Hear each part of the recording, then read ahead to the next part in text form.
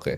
Dari tadi selama kita ngobrol tuh ada satu tema yang selalu berulang kembali, yaitu Bang Radit ada ngomong tadi tentang baju game sama istri, tadi Heeh. mainan anak sama istri juga. Seberapa penting hubungan dengan pasangan dengan punya money mindset yang sama ini, Bang? Ih, menurut lo seberapa penting?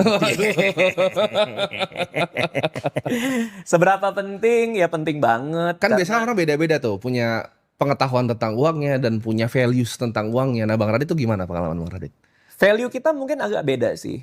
Value gue sama Anissa justru agak beda. Karena dia tipe yang spending itu masih nggak apa-apa. Kalau gue tipe yang spending itu harus dipikirin banget. Which is tuh mungkin ada soal masa lalu, soal keluarga, soal prinsip-prinsip yang dari dulu dia punya, segala macam pengalaman hidup dia yang ngebuat dia pada sampai titik kayak gini dan gue kayak gini kan. Jadi punya values yang beda, menurut gue justru nggak masalah. Yang jadi masalah adalah ketika lo maksain valuesnya. Nah pernikahan itu nomor satu itu kompromi. Kompromi itu artinya kompromi itu artinya dua-duanya kalah tapi nggak apa-apa. Oke. Jadi nggak ada yang menang. Masalahnya banyak orang berpasangan itu maunya menang. Jadi gua maunya gini, lu maunya gitu, nggak harus gua. Nggak harus yang lu mau. Nah pernikahan buat gua adalah soal gua nggak dapet apa yang gua pengen banget nih. Lu juga nggak dapet apa yang lo pengen banget nih. Ya udah tapi kita nggak apa-apa deh gitu. Coba contohin mungkin kompromi dari segi finansial yang pernah dialamin gimana? Huh. Kompromi dari segi finansial ya. Kalau kompromi dari yang lain-lain kan banyak, misalnya jalan ke nikahan dan lain-lain itu kan ada kompromi itu gitu. Kompromi dari segi finansial. Oke, oke, oke. Contoh ya.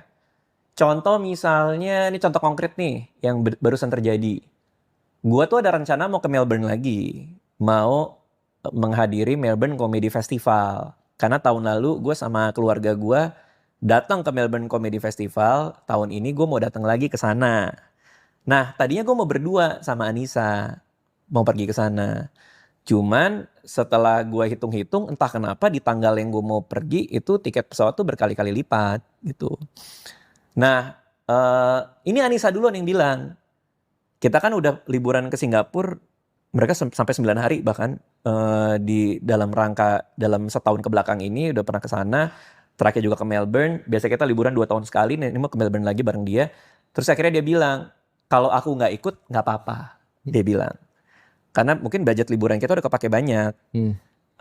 Jadi kalau misalnya mau kamu doang, aku nggak apa-apa. Artinya Anissa berkompromi untuk nggak ikut sama gua ke Melbourne.